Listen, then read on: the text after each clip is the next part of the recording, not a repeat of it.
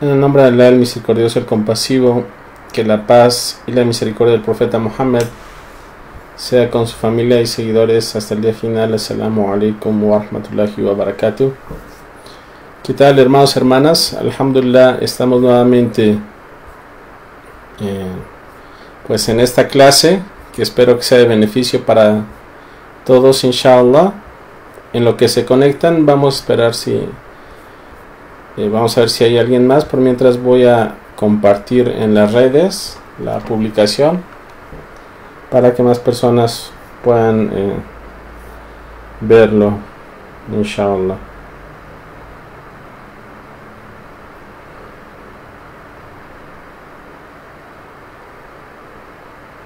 Por favor, si alguien me puede escribir si se escucha bien.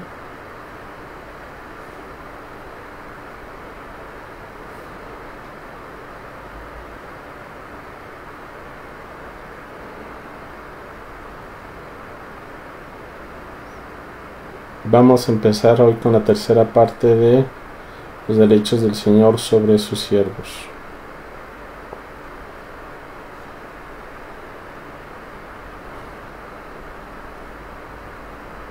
Ok, gracias, Alejandro.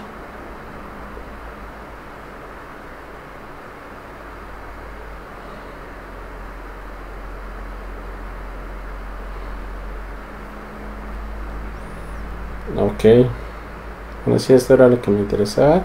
Pues déjenme compartir rápido.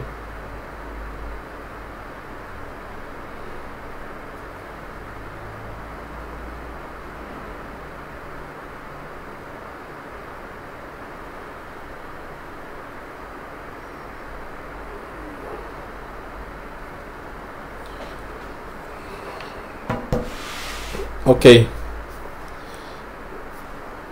Bien, la vez pasada nos quedamos en el hadith del tabarruk, sí, de que le pedían al profeta sallallahu alaihi wasallam de que les hicieran un árbol, data anuat, ¿no? Los sahabas le pedían eso al profeta sallallahu alaihi wasallam y el profeta sallallahu alaihi wasallam decían: ustedes han pedido lo mismo que pasó con la gente de Moisés, que les hicieran un ídolo. Vimos la prohibición acerca pues de poner nuestra esperanza, nuestra confianza en los medios, ¿sí? Y no independientemente fuera del alcance de Allah subhanahu wa ta'ala, ¿sí? O sea, veíamos por ejemplo que si uno compra algo, una tierra para cultivar, ¿sí? Si está mal, si tú crees que simplemente porque esa tierra sea buena, ya automáticamente te va a dar frutos buenos, ¿no? Entonces vimos que la esperanza debe ser siempre en Allah, y cualquier medio que tú hagas son medios, pero al final de cuentas el último que tiene la decisión final de si va a pasar lo que acontezca, que vaya a pasar, es Allah subhanahu wa ta'ala, no el medio en sí. Se busca de que nosotros los musulmanes busquemos hacer los medios para que pasen las cosas, eso sin duda alguna. No nos podemos quedar sentados a esperar de que las cosas pasen, simplemente por pasar. Entonces tenemos nosotros que buscar los medios para que las cosas sucedan, pero siempre y cuando poner nuestra dependencia en Allah subhanahu wa ta'ala. Ahora vamos al hadith número 9, que dice la obligación de prevenir un mal mayor, como en este caso preveniendo la idolatría mayor. Dijo Ali radiallahu anhu que el mensajero de Allah sallallahu alaihi wasallam me habló sobre 4 situaciones. Dijo: Alá ha de maldecir a quien sacrifique por otro que no es Allah. Alá ha de maldecir a quien maldiga a sus padres. Alá ha de maldecir a quien proteja a un innovador, y Alá ha de maldecir a quien altere las señales de los límites de las propiedades. Este es un hadith que está en Muslim. Bien, ¿qué es la maldición? La maldición es cuando alguien se aleja de la misericordia de Allah subhanahu wa ta'ala. Entonces nos refugiamos en Alá de ello. Cuando uno maldice a alguien, es desearle de que se aleje de todo bien, ¿sí? De la misericordia de Allah subhanahu wa ta'ala abarca todo. Entonces alguien maldito es quien deja tener la misericordia de Allah subhanahu wa ta'ala. En este hadith vemos la prohibición de sacrificar a otro que no sea Allah subhanahu wa ta'ala, y vemos que hay los tipos de sacrificio. Es el sacrificio en la adoración, y en la adoración hay 5 tipos de sacrificio. El primer sacrificio, que es adoración para Allah subhanahu wa ta'ala, es al-udhiya, que es el sacrificio en el día del Eid del sacrificio. Al-udhiya es el sacrificio que hace la gente que no está realizando la peregrinación mayor, el Hajj. Ese sacrificio que hace la gente fuera de la Meca, la gente que no está peregrinando, se le llama el sacrificio del Udhiya.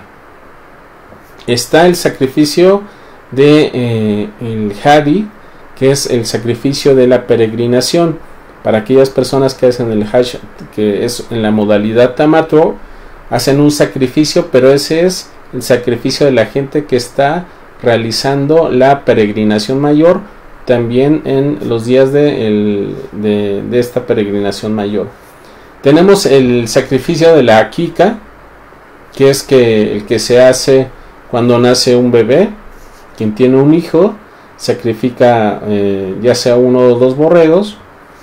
Hay diferencias de opinión en cuanto a los que son. Lo que se conoce es de que si nace una niña se sacrifica un borrego, y de que se sacrifiquen 2 si nace un niño. El profeta sallallahu alaihi wasallam para Hassan al-Hussein sacrificó 1. Hay un sacrificio, por ejemplo, es cuando no se cumple un juramento, o para cumplir un juramento que uno hace el voto, que en árabe esto se le llama nadar, que tú dices, si yo me comprometo a realizar esto, si es que si pasa esto, entonces yo voy a sacrificar algo por Allah subhanahu wa ta'ala. Y está el otro sacrificio, que es una persona que comete se le pasa alguna de las obligaciones en la peregrinación mayor, ¿sí? Hace un sacrificio en compensación a la obligación que se le pasó dentro de la peregrinación mayor, ¿sí? Bien, tenemos el sacrificio, que es el mubah, o sea, el sacrificio que pues come una persona normalmente, ¿sí? Pues que es solamente para la comida, o realizas alguna festividad. Ahorita vamos a hablar acerca de ese sacrificio. El sacrificio que está prohibido, que es el sacrificio en una innovación dentro de la religión, o que es para derrochar el dinero, ¿sí? Hay gente que sacrifica simplemente por sacrificar y se desperdicia la comida, y eso está prohibido dentro del Islam. Y está el sacrificio del que habla el hadith, que es Shirk al-Akbar, ¿sí? El sacrificio que se hace por un genio o por un santo, que en este caso es adoración, y quien sacrifica en nombre de alguien más, ¿sí? Que hacen ese sacrificio en nombre del fulano, hacen ese sacrificio en nombre de un genio. Y eso es desde lo que las personas hoy en día no toman esto tan en serio como debería de ser. O sea, si alguien le contara, uno de los sheikhs decía, si yo les dijera que alguien sacrifica una hormiga para otro que no es Allah, ustedes lo toman como si no pasara nada.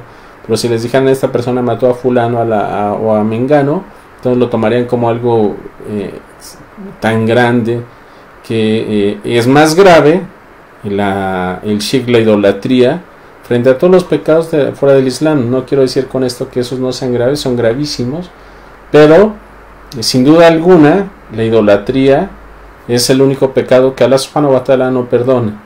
Es por eso que nosotros estamos estudiando esto, y es por eso que debemos de tener la importancia en cuanto a lo que nosotros debemos de estudiar respecto al politeísmo.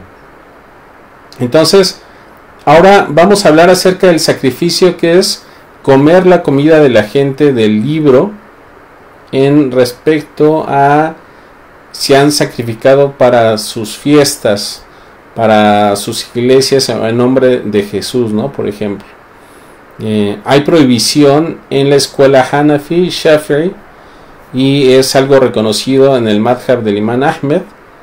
Decía Ibn Qayyim, decía, está completamente prohibido. Decía, lo que ellos sacrifiquen para sus festividades no lo coman, decía Ibn Omar, y es la palabra de Ibn Taymiyyah, ¿sí? Dicen que no es recomendable dentro de la escuela Shafi'i. Hay también una versión del Imam Ahmed y de Ibrahim An-Nahai y de Thawri, y dicen que es permitido.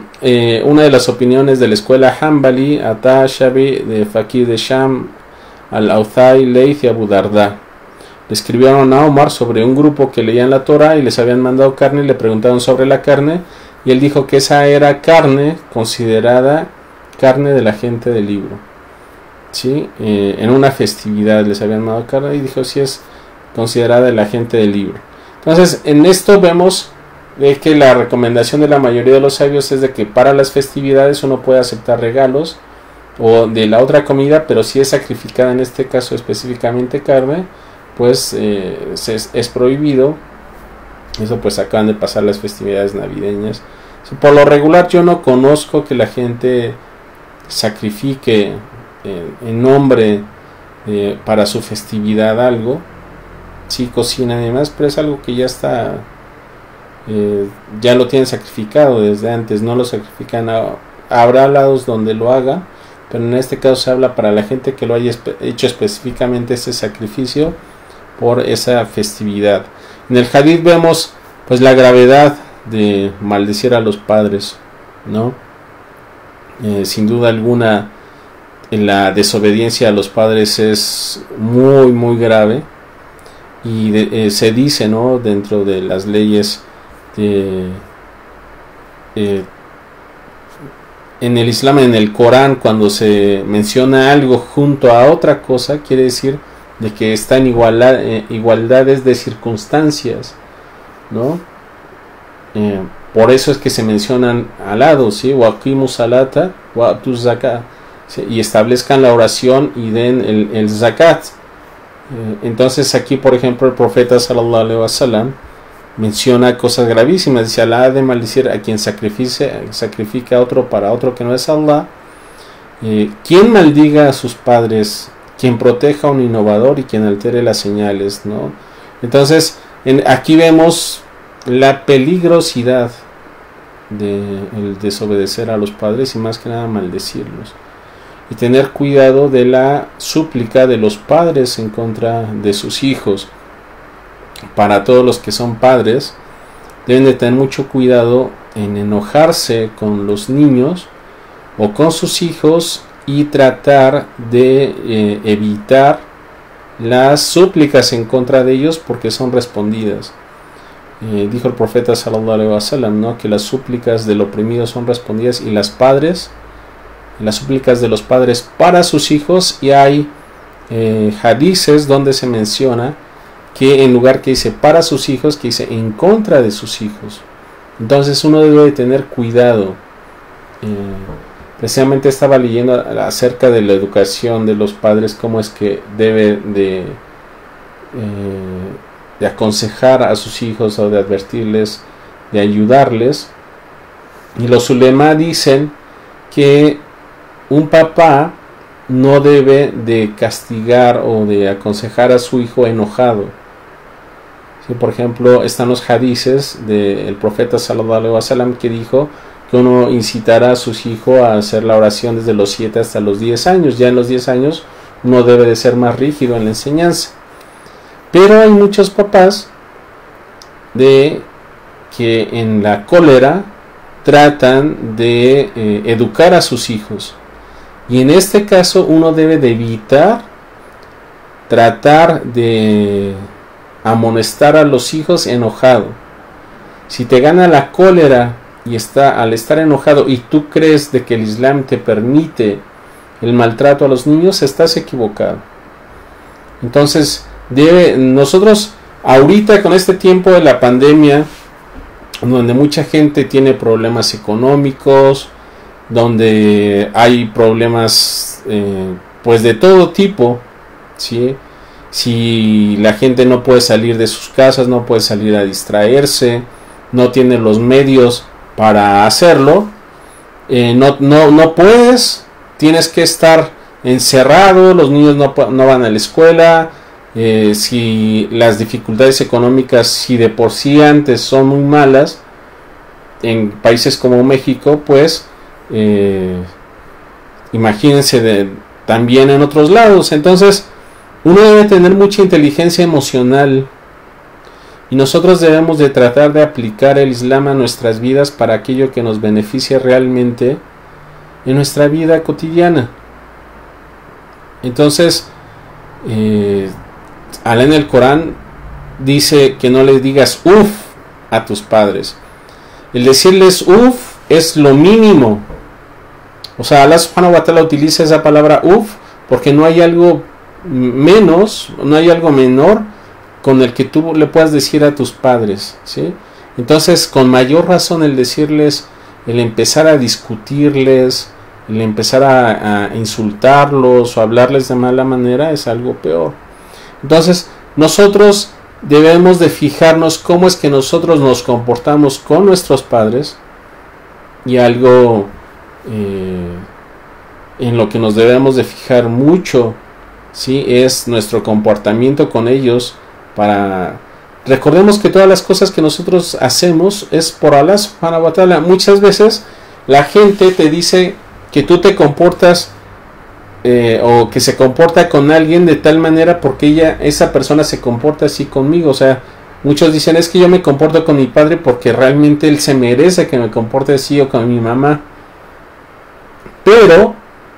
o con la pareja, ¿sí? O sea, por ejemplo, el profeta sallallahu alaihi wasallam dijo que el mejor de ustedes es el que es mejor con su familia. Entonces, tú el trato que haces con las personas, el comportamiento que tú tienes con los demás, debe de ser en relación a lo que Allah te ordena que tengas ese trato con ellos. Obviamente se da un trato más natural, se da un trato más fácil si esa persona te corresponde en un trato mejor. No hay duda alguna de que si las dos partes ponen de su lado para tratarse de una buena manera, eso contribuye a un mejor trato. Pero si hay de una parte alguien que no se comporta como debería de comportarse, tú debes de saber como musulmán que es obligación para ti el comportarte con los demás de la mejor manera, porque Allah subhanahu wa ta'ala te lo ordena y te lo enseñó el profeta sallallahu alaihi wasallam, ya sea con tus hijos, o ya sea con tus padres, ya sea con tu pareja, ya sea con tus hermanos, ya sea con tus amigos, con tu vecino, etc. No te comportas en relación a cómo él se comporte contigo, sino en la relación en cómo Allah subhanahu wa ta'ala te ordene a cómo te comportes con ellos. Y es algo que es muy difícil, el estar educándose mutuamente a ti como persona, que debes de comportarte de tal manera. Pero nosotros debemos de educarnos constantemente a ser así, a comportarnos bien con los demás. Y en cuanto a los innovadores, dice, los innovadores en la religión son quienes traen prácticas de adoración ajenas al profeta sallallahu alaihi wasallam. Y este hadith es pues alguien es una prueba para aquellas personas que dicen que pues en el Islam todo es igual, de que no importa a qué grupo pertenezcas, ¿sí? Es una refutación a quien dice que uno se debe de callar cuando ve que alguien de una secta o de algún grupo comete algo que está mal, y que no hables de los errores de los grupos islámicos, ¿sí? Entonces, ¿por qué? Porque este hadith dice, ¿no?, que aquella persona que acoja a algún innovador de que lo proteja, pues también será maldecido. En este caso, la innovación es alguien que hace nuevo dentro de la religión. Fuera, todo aquello que es fuera de la religión, pues no se toma en cuenta, ¿no? Y quien cambie las señales de los límites de las propiedades. Ahora vamos con el hadith número 10, que es acerca de no realizar sacrificios en lugares de ritos no paganos. Bueno, aquí decía el hermano Joaquín, o sea, que en los pueblitos es más común esos sacrificios, sí, para las festividades, sí lo hacen de esa manera, y aunque los padres no sean musulmanes, pues sí, o sea, uno debe, era lo que decíamos, uno debe tratar bien a los papás, en este caso de que no sean musulmanes, pues con mayor razón, porque debes tú de tratar de que ellos se acerquen al Islam. Como comentaba, este curso les aconsejo que vean las clases del hermano Sulaiman Zabib, que son los lunes y los jueves, y él habló acerca de los padres. Él decía que uno de los sheikhs les dijo: ustedes no son realmente, una persona no es realmente un buen musulmán si duerme tranquilo y si sus padres no son musulmanes. ¿Por qué? Porque si realmente quiere a sus padres, pues tendría que acercarlos al Islam, enseñarles el Islam y todas las bendiciones que el Islam tiene para ellos, ¿no? Entonces suplicar por ellos en cada oración, en cada postración, pedir por ellos. Y narró Thabit ibn Dahak que un hombre hizo la promesa o el voto de sacrificar un camello en un lugar llamado Bawana. Así que preguntó al profeta sallallahu alaihi wasallam acerca de esto, quien le dijo: ¿acaso se encontraba en dicho lugar algún ídolo de aquellos que eran adorados en la época pagana? Dijo: no. Preguntó: ¿acaso se festejaba en aquel lugar alguna festividad pagana? Respondió: no. Entonces el mensajero de Allah sallallahu alaihi wasallam dijo: cumple con tu promesa. ¿Sí? O sea, había hecho un hombre un voto, o sea, del sacrificio de un camello. Entonces le preguntó al profeta sallallahu alaihi wasallam, y el profeta, después de saber la situación de cómo se encontraba, le dice: cumple con tu promesa. Te pregunté porque no pueden cumplirse las promesas que implican desobediencia a Allah, así como tampoco debe hacerse una promesa sobre aquello que no posee el ser humano. En este hadith vemos lo siguiente: el voto, que es el nader, de lo que hablamos en el hadith pasado, que es anunciar o dar a conocer un asunto que se teme dejar de hacerlo. O sea, que tú prometes algo teniendo la falta por no cumplirlo, o sea, temes de que no lo vayas a cumplir, entonces haces un juramento de que vas a hacer tal cosa para que realmente cumplas con lo que tú temes dejar de cumplir.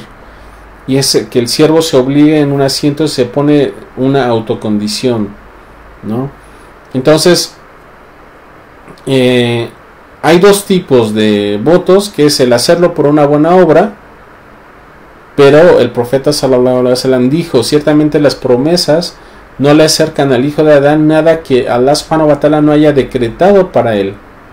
Y a veces la promesa coincide con el decreto, y entonces se le saca algo al avaro que no estaba dispuesto a dar. O sea, el profeta sallallahu alaihi wasallam decía que aquellas personas que hacen promesas, que hacen votos, son avaras porque no están dispuestos a hacerlo sin una promesa. O sea, decía: si me pasa esto, yo hago tal. Si me pasa esto de bueno, entonces yo hago esto de bueno. ¿Sí?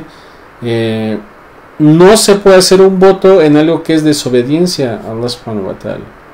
¿Sí? Por ejemplo, si alguien antes de ser musulmán le prometió a la Virgen de que durante un año, por ejemplo, no iba a tomar vino, embriagantes, y dice: no, es que yo no me puedo hacer musulmán hasta que no termine el compromiso que yo hice con María. ¿Sí? Este debe ser roto porque es un voto que no es para Allah subhanahu wa ta'ala. Ese debe comprometerse con Allah, pero es algo que es shirk. Y el voto que es shirk es precisamente ese, que es prometer realizar un acto de adoración por alguien que no es Allah. Y esto es shirk akbar, como es el ayunar, el postrarse. No es una promesa que deba de cumplirse. Cuando uno sabe que esta promesa es algo que es prohibido, simplemente tienes que abandonarlo y simplemente tienes que dejarlo. Entonces, en este hadith vemos que hay la permisibilidad de hacer los votos, siempre y cuando no sea para cometer alguna falta o tratar de hacer algo que sea imposible.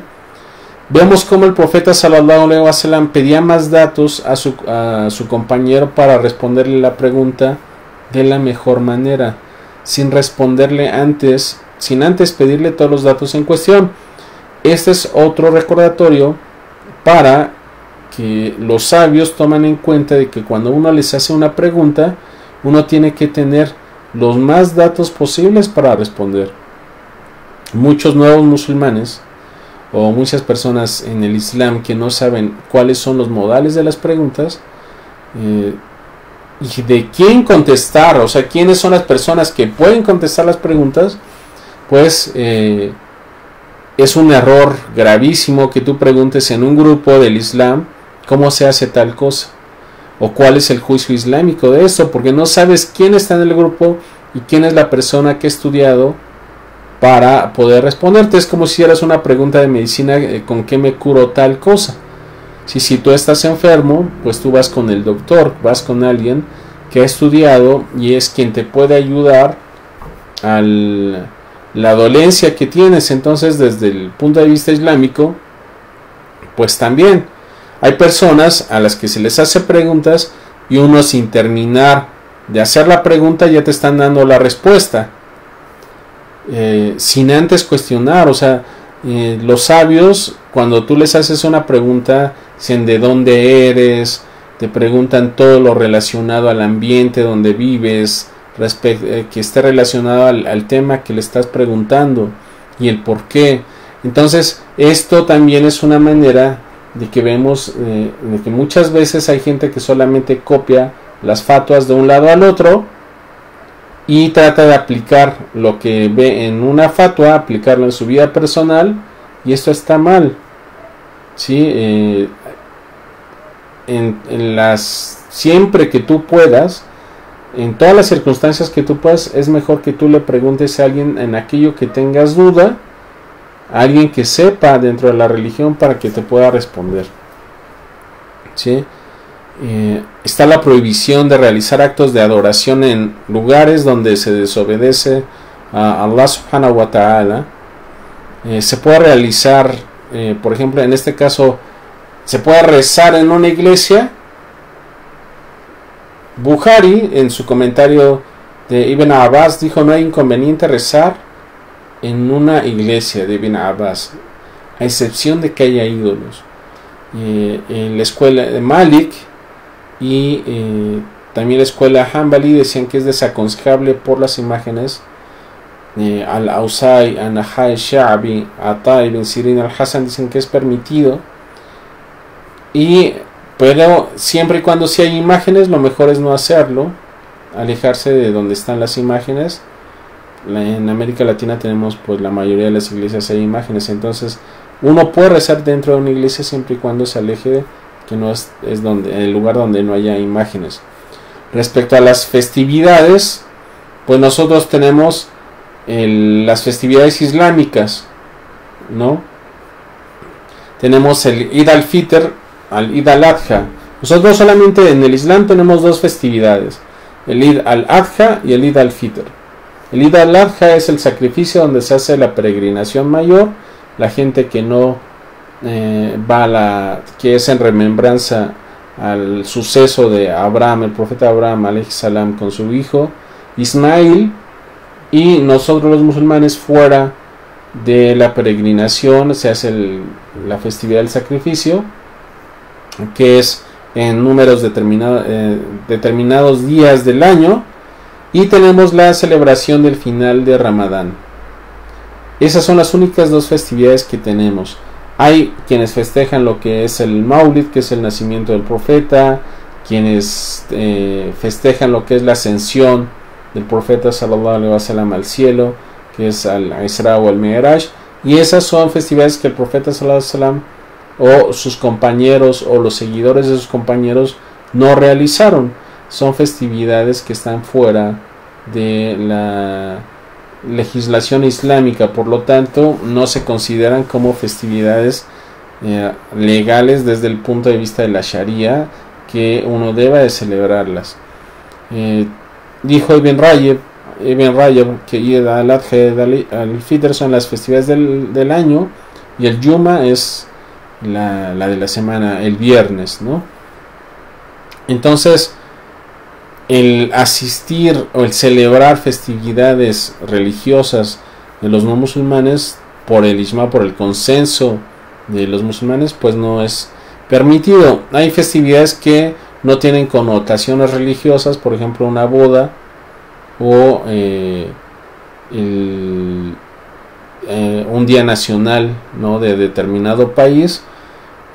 Hay quienes dicen que no es permitido porque eso es parecerse a los incrédulos, y hay quienes dicen que es permitido, porque dicen el hadith que uno dice que no se debe parecer a los no musulmanes son en cuanto a la adoración, en cuanto a cosas que tengan que ver con la adoración, no en algo que no tiene nada que ver con la religión. Entonces esas son fiestas que en esos tiempos no existían, y ahora hoy en día hay festividades que las celebran las personas que son religiosas o no. Entonces no hay problema, ¿no? En ese sentido, quienes dicen que sí se puede, que es permitido felicitarlos, no porque los felicitas por una adoración que no es permitida. Entonces, el comer de su comida, como habíamos dicho, de la carne no, solo de los frutos. Y vemos en el hadith también la prohibición de cumplir votos donde se desobedece a Allah subhanahu wa ta'ala. En cambio se debe hacer una expiación, ¿sí? No hacer votos por aquello que no está en las manos del ser humano, y es la permisión de establecer un lugar y tiempo para la realización de un voto. Si podemos ir a una iglesia cuando se muere un familiar, ¿qué vamos a hacer cuando estemos adentro? Es decir, quedarnos sentados y orar a Allah. Se puede en el sentido de mostrar respeto. O sea, por ejemplo, hay un hadith donde el profeta sallallahu alaihi wasallam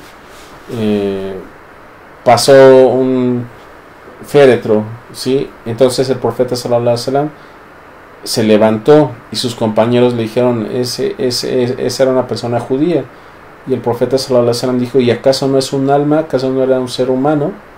Entonces es el mostrar respeto. Sí se puede asistir a un funeral de alguien en una iglesia o algo así. Lo que no es recomendable es participar pues dentro de los ritos.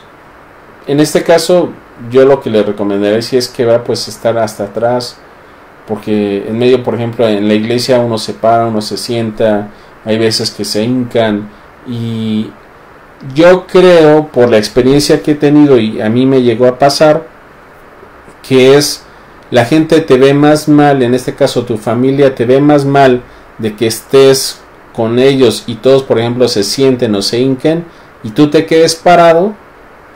Se ve más mal eso, o aunque la gente no te comprenda y lo ven como una grosería, lo pueden ver como una grosería, a que estés hasta atrás, por ejemplo, no, de que estés hasta atrás manteniendo tu distancia y simplemente respetando, ¿sí? Es lo que yo recomendaría en este caso, pero sí se puede asistir, por ejemplo, a un funeral, ¿no? Ahora vamos a ver acerca de Nu'man ibn Bashir, del profeta sallallahu alaihi wasallam. Dijo: el dua es la adoración. Su Señor dijo: invóquenme que responderé sus súplicas.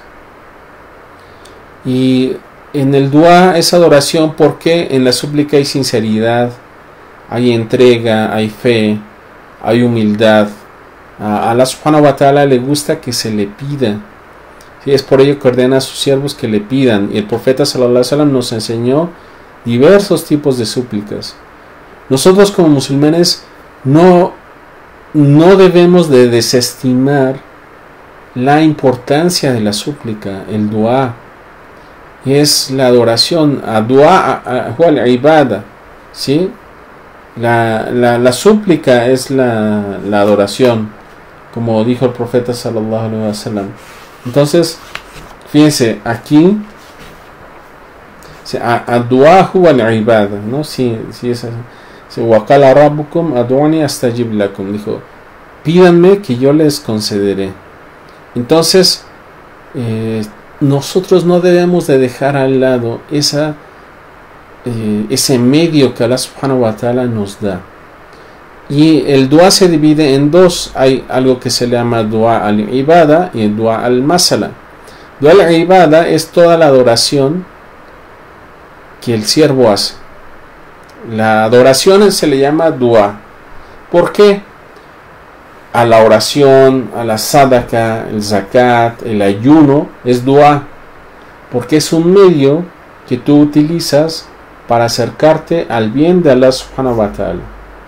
Entonces, porque las acciones de los siervos comprenden la petición, y el que tú realices estos asuntos es algo que tú utilizas para acercarte a Allah subhanahu wa ta'ala. El dua al-mas'ala es la petición que tú pides el beneficio para quien la realiza, ¿no? El alejarlo de algo que te perjudique. El dua es para pedir algo que te beneficia o alejarte de algo que suplique, ¿sí? Alejarte de algo que te perjudique. Con las adoraciones como la oración, caridad, el ayuno, quiere acercarse a Allah, son un medio para acercarte a la misericordia de Allah. El masala es específicamente que tú pidas perdón, misericordia, conocimiento, provisión, etc. Y en el Corán la palabra dua se refiere a los dos, a excepción de que se señale algo en específico. Ahora, el dua que no es Allah es shirk akbar, es idolatría mayor. ¿Cuándo? Hay dos tipos. Hay cuando no se le pide a alguien que no es Allah. Hay cuando es shirk mayor, que es idolatría que te saca del Islam. Es cuando tú le pides algo a alguien que está fuera de su alcance, que no sea Allah subhanahu wa ta'ala. Como cuando tú le pides a algún difunto que descienda lluvia, ¿sí? Cuando estás en algún problema y le pides a alguien que te ayude, ¿sí? A los difuntos, por acuerdo de los sabios, es prohibido que uno les pida cualquier cosa, ¿sí? No se les pide absolutamente nada, aun así sea un profeta, sea una persona justa, un familiar, alguien que pienses que sea cercano a Allah subhanahu wa ta'ala. Y aquí es donde cae la mayoría de la idolatría. La gente en la zona donde vivimos, por lo regular, cae en esto, ¿sí? Y debemos de saber que el shaitán puede cambiar de forma tomando la apariencia de alguien más, en este caso de un ángel, de una persona que engañe a otra y que pida en nombre de otro que no es Allah. El profeta sallallahu alaihi wasallam, ¿por qué decimos esto? Porque el profeta sallallahu alaihi wasallam dijo, quien quiera que me vea en un sueño, de hecho me ha visto, porque Shaitán no puede tomar mi imagen en Bukhari y Muslim. Esto quiere decir de que en vida, o sea, el Shaitán puede tomar la forma, ¿sí?, de otro que no sea Allah subhanahu wa ta'ala, y hacer de que la persona crea de que se le aparece un difunto, un cercano o cierto tipo de imagen, y esa persona o eso que se le aparece es quien le ayuda. Y ahorita vamos a ver de que Allah subhanahu wa ta'ala puede ser de que Allah no, en esta vida Allah no rechaza las súplicas, le puede dar el bien a quien sea o pensar que sea algo bueno y no sea como tal, no sea algo que realmente sea bueno. Entonces, respecto al profeta, los sabios declaran que si una persona ve al profeta sallallahu alaihi wasallam y dice algo que va en contra explícito del Corán o de la Sunna, o uno debe de aferrarse a lo que sea el Corán y a la Sunna, y uno debe de estar certero de que si vio al profeta sallallahu alaihi wasallam debe ser con las características que se describen en los hadices acerca de cómo era físicamente el profeta sallallahu alaihi wasallam. Entonces, por ejemplo, si uno ve al profeta sallallahu alaihi wasallam de cierto color que no era, o de su barba, ¿sí?, por ejemplo, si lo ve sin barba, cosas así, pues entonces en ese caso no era el profeta sallallahu alaihi wasallam. Debemos de ser conscientes de que el profeta sallallahu alaihi wasallam, el ver al profeta no significa un signo de profecía. La profecía se acaba con Muhammad sallallahu alaihi wasallam, sino se considera como una buena nueva. Si no es una parte de que una persona diga que se le reveló algo o que esa persona crea que puede llegar a ser profeta, porque esto pasa, ¿sí? Entonces no, por consenso general de los sabios, si el sueño no es ninguna clase de revelación. El que una persona que diga que vio al profeta sallallahu alaihi wasallam no es revelación, sino es una buena nueva. Entonces, ¿cuáles son los errores que la gente comete con los muertos? Pedirles alguna necesidad. Si, como decíamos, el shaitán se presenta en la forma que hace que la gente se desvíe. El pedirle a Alá en nombre de fulano.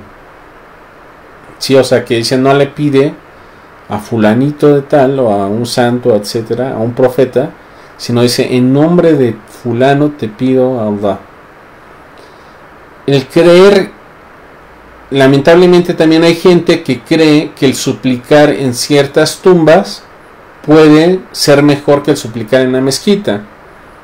El suplicar en ciertos lugares, que son las tumbas de ciertas personas, tampoco es algo que sea mejor o más recomendable que suplicar en los tiempos o en los momentos del que el profeta sallallahu alaihi wasallam nos enseñó. ¿Sí? En este caso, por ejemplo, cuando está lloviendo, es entre la Adán y el Iqama, ¿sí? En la postración, al momento de que vas a romper el ayuno. Debemos nosotros de estudiar cuáles son los momentos recomendados que nos enseñó el profeta sallallahu alaihi wasallam para pedir y la manera en cómo lo hizo.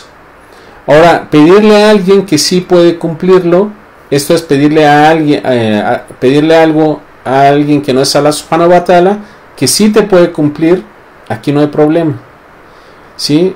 Por ejemplo, cuando le pides a alguien que te ayude a cargar algo, tú estás pidiéndole algo que esté en sus manos. Si alguien está vivo o está presente o puedes hablar con él y tú le pides que te ayude en algo y esa persona tiene la capacidad de hacerlo, no está mal y no está prohibido.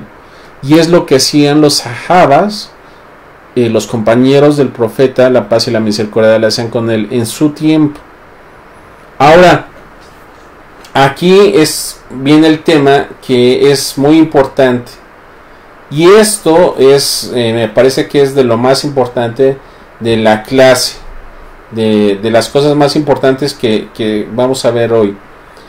De que Allah subhanahu wa ta'ala responde las súplicas en esta vida a todos, sean creyentes o no sean creyentes, sean musulmanes o no sean musulmanes.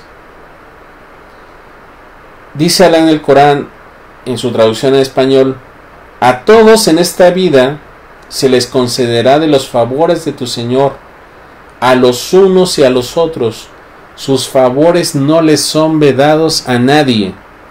Esto está en el Corán, en la sura 17:20. En otra sura dice, pero aquel que rechace la verdad, lo dejaré disfrutar por un tiempo, y después lo conduciré al castigo del fuego, que pésimo destino.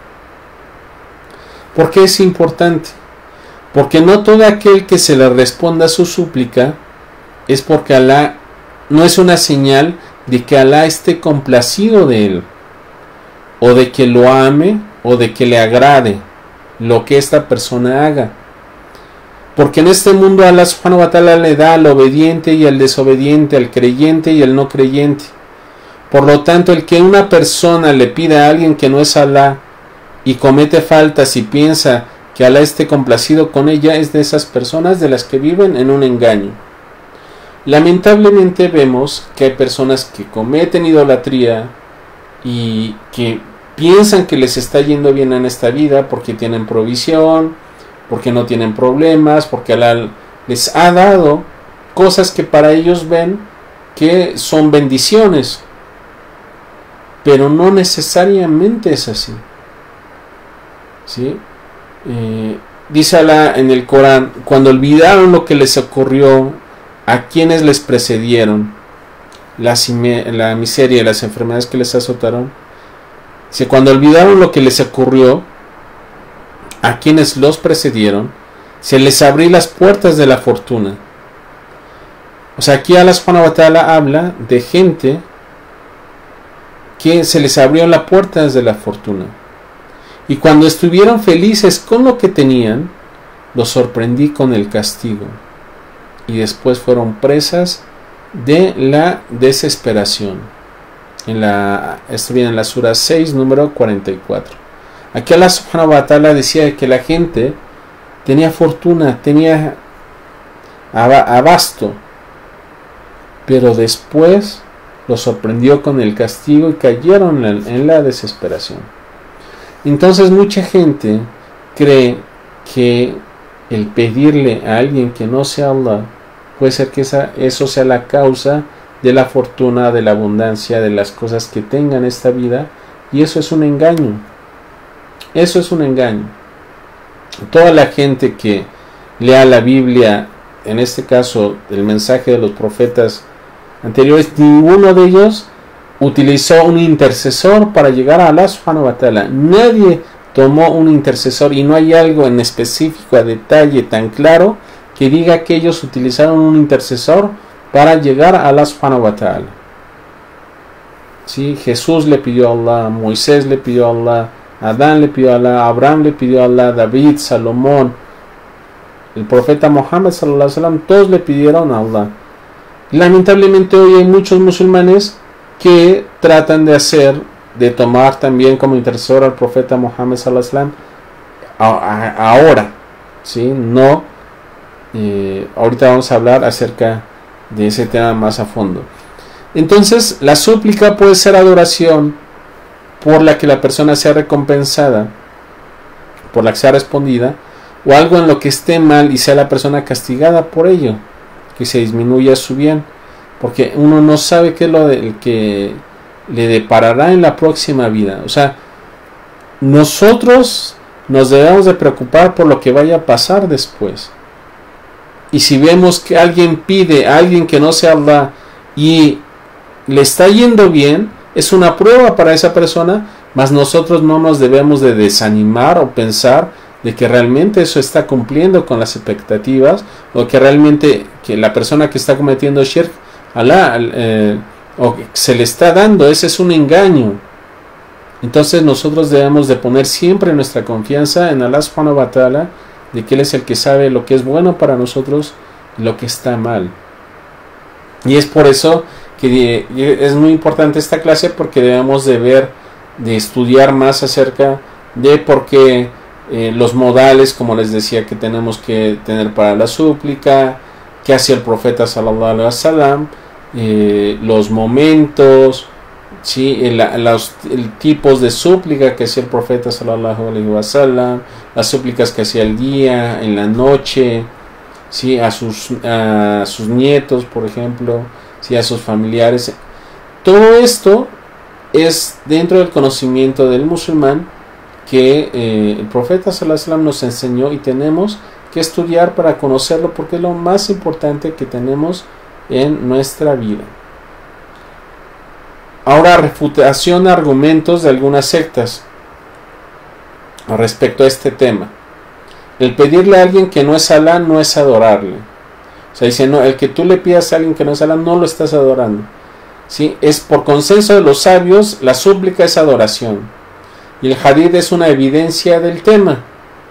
El nombrar a fulano, o sea, si tú dices que no lo estás adorando, o de que tú no esperas el bien de esa persona, entonces ¿para qué le pides? O sea, en la razón no es lógico que tú no esperes algo de tal persona y tú le pidas a ella. O sea, si tú no esperas el bien de tal persona en específico, entonces ¿por qué le pides a ella? Y ahorita vamos a ver a quien dice no, que es una intercesora. los sahabas le pidieron al profeta sallallahu alaihi wasallam para descender lluvia. Por lo tanto, hoy en día los musulmanes también pueden hacer intercesor al profeta sallallahu alaihi wasallam. No. La respuesta a esta argumentación es de que los sahabas, que Allah esté complacido con ellos, lo hicieron con el profeta sallallahu alaihi wasallam estando él en vida. Y no hay ningún hadith o ninguna narración auténtica donde se diga de que los sahabas le pidieron algo al profeta sallallahu alaihi wasallam como intercesión estando él muerto, ¿sí? Los compañeros de los sahaba. Como el profeta sallallahu alaihi wasallam en el día del juicio intervendrá por su comunidad, ¿sí? Hay un hadith en Muslim que se les voy a leer. Dijo: Alá reunirá a la gente en el día de la resurrección y estarán ansiosos por ellos. Ibn Ubayd dice: estarán excitados por ello y dirán: si consiguiéramos que se interceda por nosotros ante nuestro Señor, se nos aliviaría de esta situación. E irán con el profeta Adán, le dirán: Adán, tú eres el padre de la humanidad. Alá te creó con su propia mano, sopló en ti su espíritu y ordenó a los ángeles que se postren ante ti. Intercede pues por nosotros ante tu Señor para que nos alivie de esta situación. O sea, la gente en el día del juicio estará tan exaltada que tratarán de buscar quien los ayude. Entonces irán con Adán: tú fuiste la primera persona, Alá te creó con la mano y sufló su espíritu en ti, ayúdanos. Y Adán dirá: no estoy en posición de hacerlo. Recordará su error, tendrá vergüenza de su Señor por ello, y dijo: ir a Noé, el primer mensajero de Allah. Este hadith está en Muslim.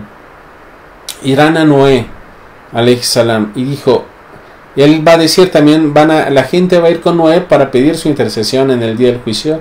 Él dirá: no estoy en posición de hacerlo, pues recordará su error y tendrá vergüenza de su Señor.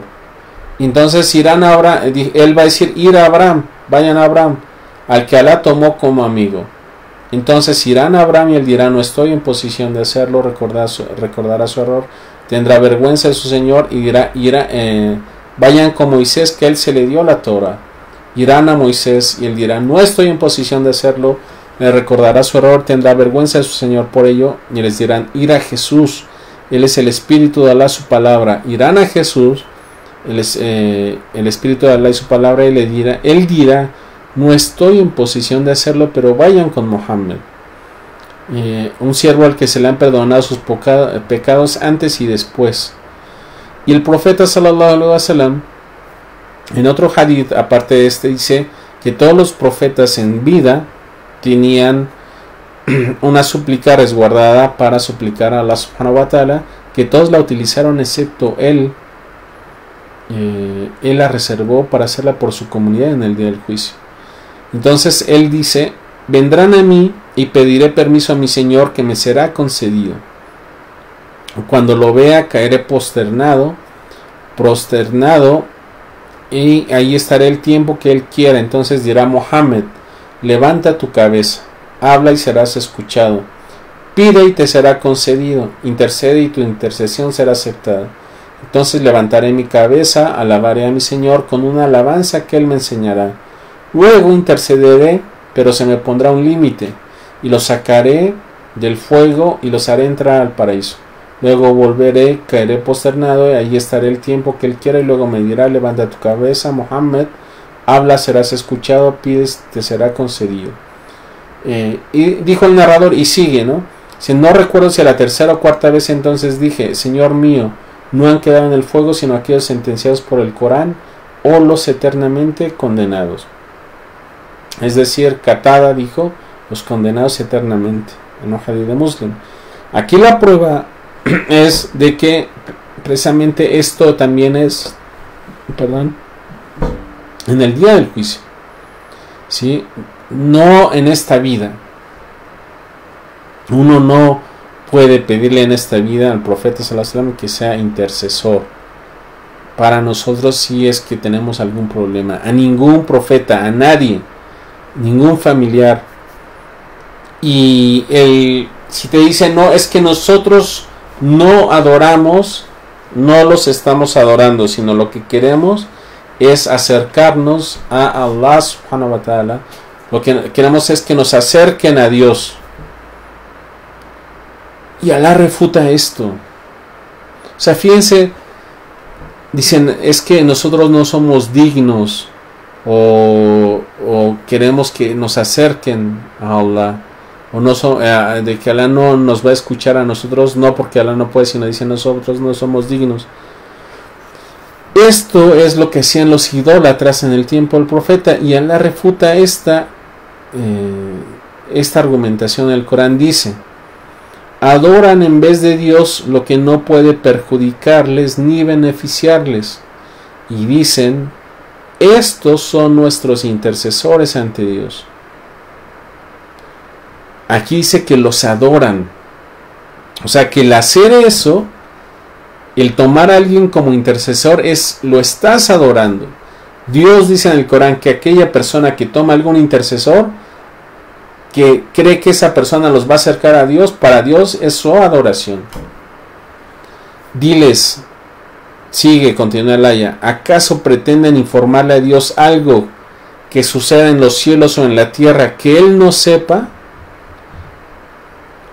O sea, es como si Allah subhanahu wa ta'ala dijera: ¿acaso creen que yo no sé lo que ustedes están pidiéndole a esa persona que me diga a mí? Se glorificado sea encima de lo que le asocian. O sea, están igualando a alguien que no es Allah. Y esto es algo importantísimo, porque la gente que toma intermediarios te dice esto. La persona que le pide a santos, a imágenes, dice: no es que no los estamos adorando, sino con ellos nos acercamos a Dios, son nuestros intercesores. Y esta es la fuente, el meollo del asunto, como decimos. Allah dice que eso es la adoración,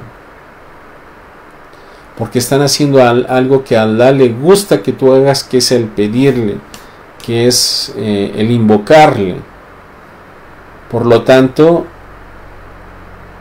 eso es adoración, el que le pidan a alguien que no es Allah subhanahu wa ta'ala. Le pido a Allah subhanahu wa ta'ala que nos haga reflexionar esto, ¿sí? De que realmente la gente se dé cuenta de que, aunque no digan que los están adorando, el que uno sea humilde, el que uno muestre cierta reverencia ante alguien, ¿sí? Allah lo dice que es adoración en este sentido. Entonces uno puede decirles: Dios dice que esto es adoración. Esa aya está en la sura 10, número 18. Adoran en vez de Dios lo que no puede perjudicarles ni beneficiarles, y dicen: estos son nuestros intercesores ante Dios. Subhanallah, Allah en el Corán da la refutación a todo tipo de idolatría, de asociación, y es claro para la gente. O sea, todas las interpretaciones que dan acerca de la existencia de alguien que no sea Allah como divinidad son interpretaciones que son ambiguas, que no son claras. Allah en el Corán dice claramente: Jesús es creado por Allah. Allah dijo: kun fayakun, inna mathala Isa inda Allah. Ciertamente el ejemplo de Jesús ante Allah, kamathali Adam, como el ejemplo de Adán. Halakahu min tubab, lo creó de barro. Thumma qala lahu kun fayakun, y después le dijo: sé, y fue. Allah en el Corán dice: Jesús fue creado de barro, y dijo: sé Jesús, y fue Jesús. No hay algo tan claro que, sin dejar ambigüedades, donde dice Allah claramente en el Corán: wala taqulu thalatha, no digan que son tres. O sea, no hablen acerca de la Trinidad. Intahu khairul lakum, dijo: terminen, eso es mejor para ustedes. Terminen, eso es mejor para ustedes. Sí, ciertamente Allah es una sola divinidad. Lam yalid wa lam yulad, no ha sido engendrado no engendrado ni ha sido engendrado. Allah subhanahu wa ta'ala no ha tomado hijos, no tiene hijos, ¿sí? Entonces nosotros, alhamdulillah, el siguiente hadith vamos a hablar acerca de las bendiciones, de cómo el profeta sallallahu alaihi wasallam dijo: no exageren al alabarme como los cristianos elogiaron al hijo de María, porque solo soy un esclavo, así es que llámeme el esclavo de Allah y su siervo, ¿sí? Eso lo vamos a ver para el siguiente hadith. Se me hace que con esto hemos visto mucha información. Iba a dar en esta clase 2 clases, pero es mejor que si tienen algunas preguntas las pongan y las contestamos después. Y con esto continuamos inshallah el martes próximo. Me despido, muchas gracias por estar con nosotros. Vean las clases del hermano Sulaimán, recuerden que son los martes a la misma hora. Estas son lunes, martes, jueves y viernes a las 8 hora de México de la noche. Assalamu alaikum wa rahmatullahi wa barakatuh. También están grabadas en el canal de Verdadero Islam por YouTube. Suscríbanse, ahí les van a llegar los nuevos videos que estamos subiendo, inshallah. Y las clases de árabe también son mañana a las 10:30, todos los sábados, en el grupo de Instituto de Lengua y Cultura Árabe de Al-Hikma. Son gratuitas. Assalamu alaikum wa rahmatullahi wa barakatuh.